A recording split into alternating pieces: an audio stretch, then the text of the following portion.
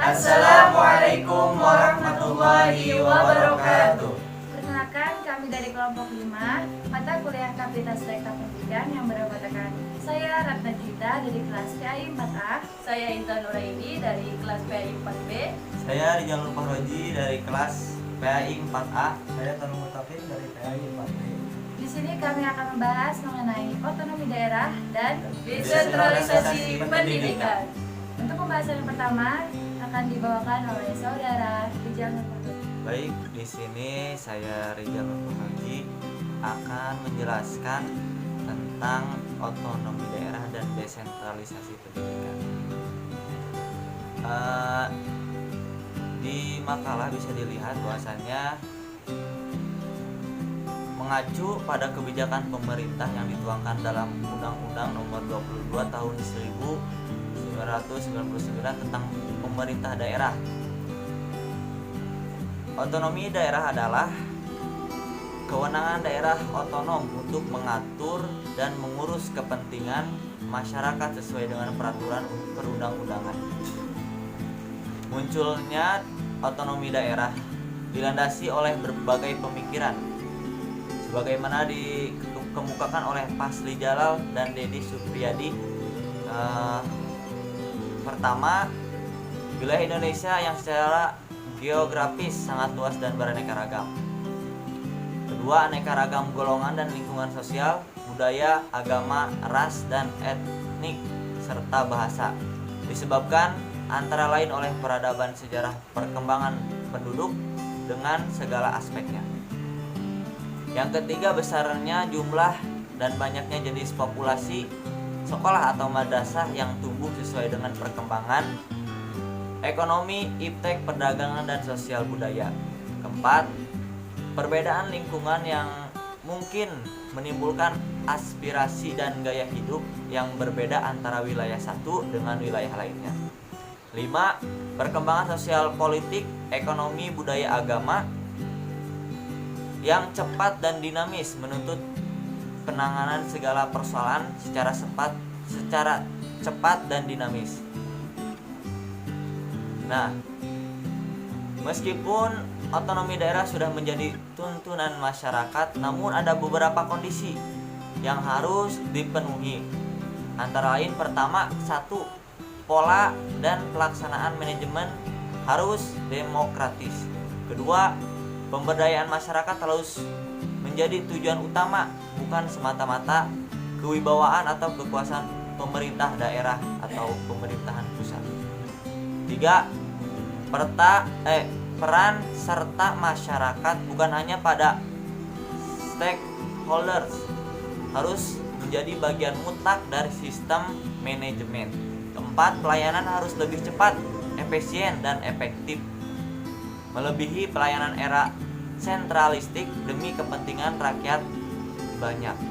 Yang kelima, keanekaragaman aspirasi dan nilai serta norma lokal harus dihargai dalam kerangka dan demi penguatan sistem ketahanan nasional dan persatuan bangsa.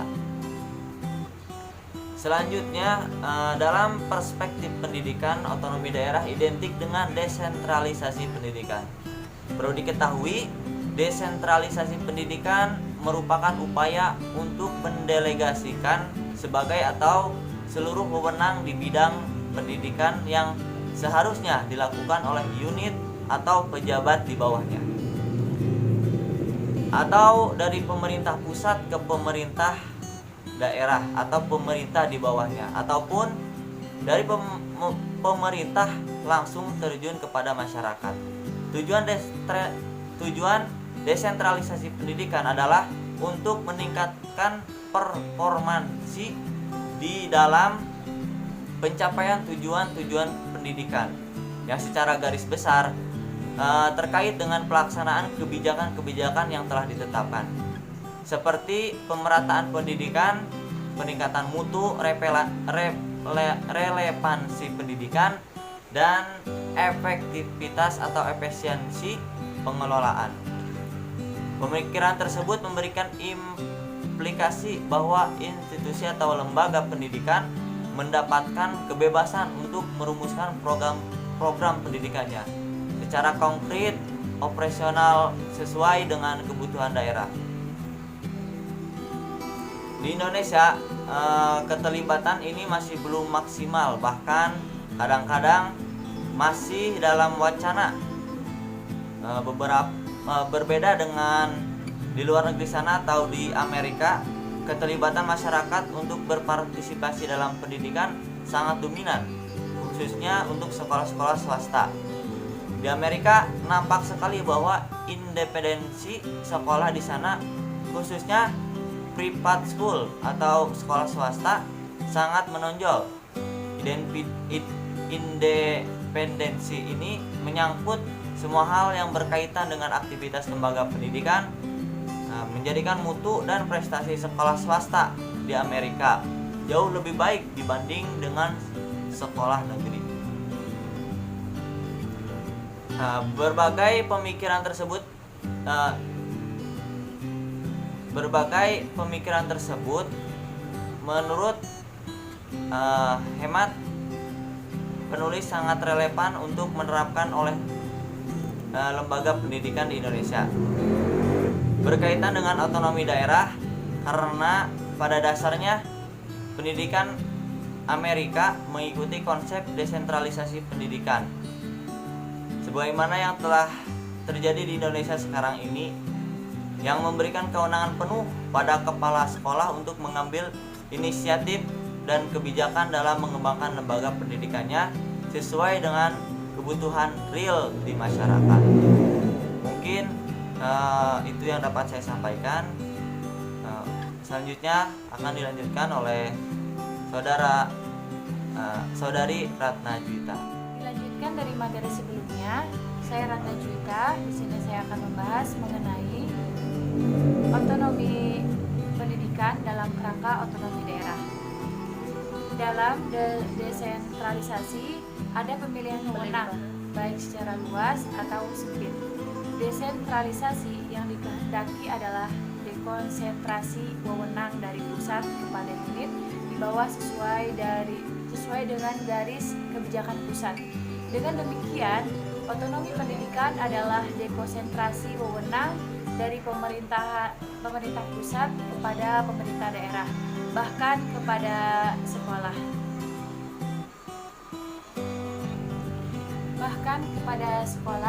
Sebagai ujung tombak otonomi pendidikan. Penyelenggara pendidikan tidak lagi menjadi tanggung jawab pemerintah pusat, tetapi juga melibatkan pemerintah daerah, masyarakat, dan sekolah. Makna sebenarnya dari otonomi pendidikan adalah mengembalikan tanggung jawab pendidikan kepada the stakeholder, yaitu masyarakat itu sendiri. Dalam otonomi pendidikan, masyarakat secara langsung bertanggung jawab atas keberadaan dan proses pendidikan yang dimiliki. Oleh karena itu, perlu dikembangkan pendidikan berbasis masyarakat atau community based education. Adapun tujuan pengembangan platform pendidikan berbasis masyarakat adalah yang pertama, membantu pemerintah dalam memobilisasi SDM setempat dan dari luar serta meningkatkan peranan masyarakat untuk ambil bagian besar dalam perencanaan, pelaksanaan, evaluasi pendidikan di semua jenjang, jenis dan jalur pendidikan.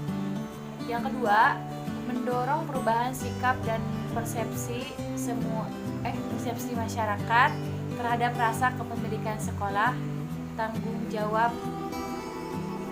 Ketiga, mendukung inisiatif pemerintah dalam meningkatkan partisipasi masyarakat terhadap sekolah melalui kebijakan desentralisasi.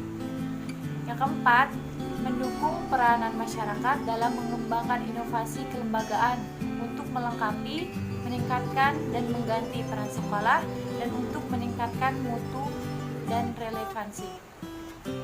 Membuka kesempatan lebih besar dalam memperoleh pendidikan serta meningkatkan efisiensi manajemen pendidikan dasar untuk wajib belajar pendidikan dasar, menengah, dan tinggi. Otonomi pendidikan nasional diwujudkan dengan MBS atau manajemen berbasis sekolah. Dalam MBS, sekolah diberi wewenang untuk merancang keuangan, pengembangan kurikulum, termasuk tujuan dan sasaran pendidikan, alokasi waktu, serta pemanfaatan media, sumber, instrumen, dan teknologi bagi pendidikan untuk mencapai efisiensi dan efektivitas yang optimal. Konsep manajemen berbasis sekolah adalah pengelolaan sekolah dengan pelimpahan wewenang tertentu, tapi tetap dalam kerangka kebijakan nasional. Sekian yang dapat saya sampaikan, akan dilanjut oleh rekan saya, Saudara Tarun. Melanjutkan materi sebelumnya, saya Tarun Mutakin akan memaparkan materi tentang keberadaan madrasah pasca otonomi daerah. Sejalan dengan perkembangan Indonesia, madrasah sebagai lembaga pendidikan Islam juga terus berkembang, namun perkembangan itu cukup eksklusif, di mana aksentuasi pada pengetahuan keagamaan atau agama Islam lebih diutamakan. Hal ini juga yang menyebabkan perkembangan madrasah hanya pada kantong-kantong masyarakat Islam. Ekspansi yang dilakukan pun hanya berkisar di daerah pedesaan, sedangkan untuk di perkotaan sangat jarang. Dan hal ini juga yang memicu lambannya perkembangan madrasah. Madrasah seakan jauh dari atmosfer pembaruan sistem pendidikan, baik secara kelembagaan maupun sistem dari proses pembelajaran itu sendiri. Kebijakan pengelolaan pendidikan Islam sejatinya tidak bisa dipisahkan dengan kebijakan pelaksanaan pendidikan secara umum, karena sesuai dengan Undang-Undang Nomor 22 Tahun 1999 tentang otonomi daerah dari Undang-Undang Nomor 20 Tahun 2003 tentang sistem pendidikan nasional. Namun demikian, pelaksanaan pendidikan Islam di daerah masih saja mendapatkan perlakuan yang diskriminatif dari pemerintah daerah. Hal ini banyak disebabkan masih belum komprehensifnya pemahaman pemerintah daerah pada terminologi pendidikan dan agama yang termuat dalam kedua undang-undang tersebut, sehingga banyak memunculkan penafsiran secara parsial bahwa yang menjadi kewenangan pemerintah daerah adalah pendidikan yang berada di bawah naungan Departemen Pendidikan Nasional, sementara pendidikan yang berada di bawah naungan Departemen Agama yang berbentuk madrasah dan sekolah agama lainnya belum banyak diterima sebagai bagian dari pendidikan. Dengan diberlakukannya Undang-Undang Otonomi Daerah, maka secara eksplisit pelaksanaan pendidikan tidak lagi hanya menjadi tanggung jawab pemerintah pusat, tetapi juga sudah menjadi tanggung jawab pemerintah daerah, baik dalam konteks bimbingan maupun dalam konteks subsidi pendanaan pendidikan.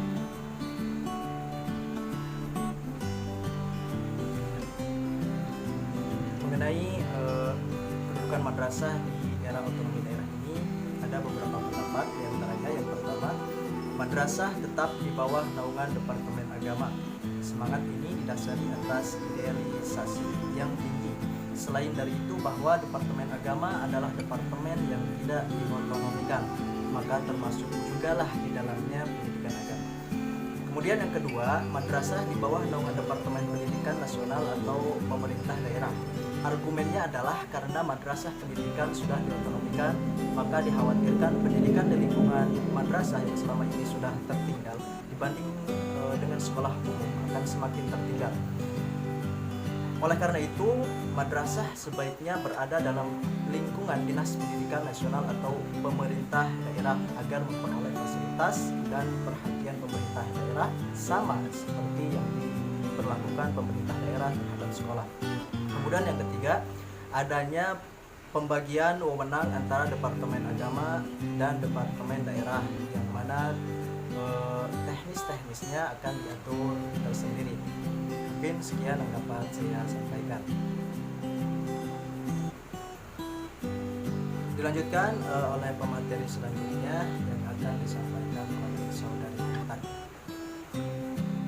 Baik, melanjutkan dari materi sebelumnya, saya Intan Nuraini di sini akan membawakan materi terkait masa depan pendidikan di era otonomi daerah. Nah, sebagai strategi peningkatan mutu pendidikan harus mengacu pada profesionalisme, karena profesionalisme merupakan syarat penting adanya dinamika pada lembaga pendidikan. Kemudian, berkaitan dengan profesionalisme ini, Johar melakukan sintesisnya mengenai jalan yang terbaik untuk peningkatan dan perbaikan organisasi pendidikan secara terus-menerus berdasarkan penelitian beberapa pakar pendidikan dan non-kependidikan seperti Drucker pada tahun 1992, lalu Fulan pada tahun 1993, Harmon pada tahun 1996, dan Covey pada tahun 1996. Nah, adapun beberapa poinnya sebagai berikut. Yang pertama, hanya organisasi atau lembaga-lembaga yang memiliki keinginan besar untuk belajar yang akan berpengaruh secara abadi. Lalu yang kedua, setiap perusahaan termasuk usaha jasa pendidikan harus menjadi satu institusi belajar, karena organisasi atau lembaga yang menciptakan suasana belajar secara kontinu dalam pekerjaannya akan mendominasi pada abad ke-21 ini.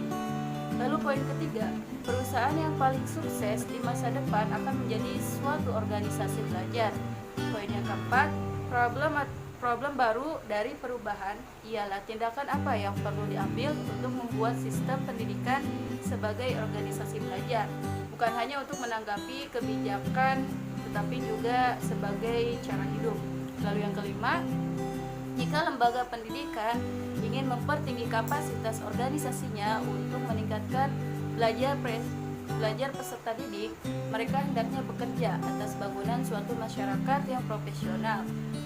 Nah, dan mereka juga yang bercirikan adanya kesamaan visi dan misi, keinginan kolaboratif, dan tanggung jawab kolektif di antara staf.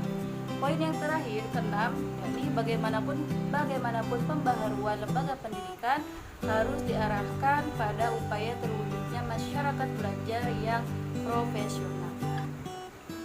Nah, selanjutnya dalam menyongsong era globalisasi dan otonomi daerah ini harus prospektif dan mampu memenuhi 3 harapan masyarakat, yakni mencerdaskan, menjanjikan, dan menginternalisasikan. Mencerdaskan di sini maksudnya mampu memberikan bekal kepada peserta didik keterampilan berpikir secara kritis, analisis, progresif, inovatif, dan futuristik. Lalu, menjanjikan maksudnya ialah pendidikan harus mampu memberikan jaminan akan lulusannya untuk berprestasi yang baik dan terampil dalam memasuki sektor-sektor real di masyarakat. Sedangkan menginternalisasikan maksudnya ialah pendidikan mampu memberikan seperangkat nilai kepada peserta didik agar peserta didik mampu mengambil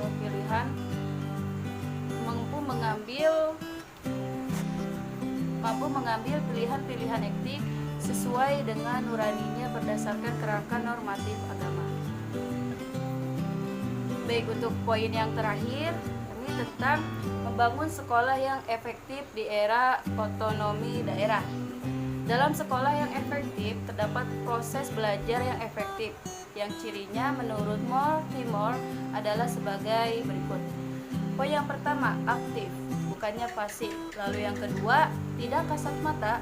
Yang ketiga, rumit, bukannya sederhana. Lalu yang keempat, dipengaruhi oleh adanya perbedaan individual di antara peserta didik. Lalu yang kelima, dipengaruhi oleh berbagai konteks. Selanjutnya, di sini ada beberapa ciri penting bagi sekolah yang efektif menurut Segni pada tahun 1986, yaitu adanya visi dan misi yang dipahami bersama oleh komunitas sekolah, yang dari sini dapat dirinci lagi menjadi beberapa poin. Di antaranya yang pertama, adanya sistem nilai dan keyakinan yang saling dimengerti oleh komunitas sekolah. Lalu poin kedua, adanya tujuan sekolah yang jelas. Poin yang ketiga, adanya kepemimpinan instruksional. Lalu yang selanjutnya, iklim belajar yang kondusif di sekolah, yang meliputi pertama, adanya keterlibatan dan tanggung jawab siswa. Lalu yang kedua, lingkungan fisik yang mendukung. Lalu yang ketiga, perilaku siswa yang positif. Lalu yang ketiga, adanya dukungan keluarga dan masyarakat terhadap sekolah. Lalu pada pembahasan selanjutnya ada penekanan pada proses belajar yang terdiri poin pertama, memusatkan diri pada kurikulum dan instruksional. Lalu yang poin kedua, ada pengembangan dan kolegialitas para guru. Poin ketiga, adanya harapan yang tinggi dari komunitas sekolah. Dan poin yang terakhir, adanya pemantauan yang berulang-ulang terhadap kemajuan belajar. Amin, kami dari kelompok 5 telah selesai menyampaikan materi mengenai otonomi daerah dan desentralisasi pendidikan. Semoga materi yang kami sampaikan dapat dipahami oleh teman-teman sekalian. Kurang dan lebihnya mohon dimaafkan. Bila itu berdaya. Wassalamualaikum warahmatullahi wabarakatuh. See you next time.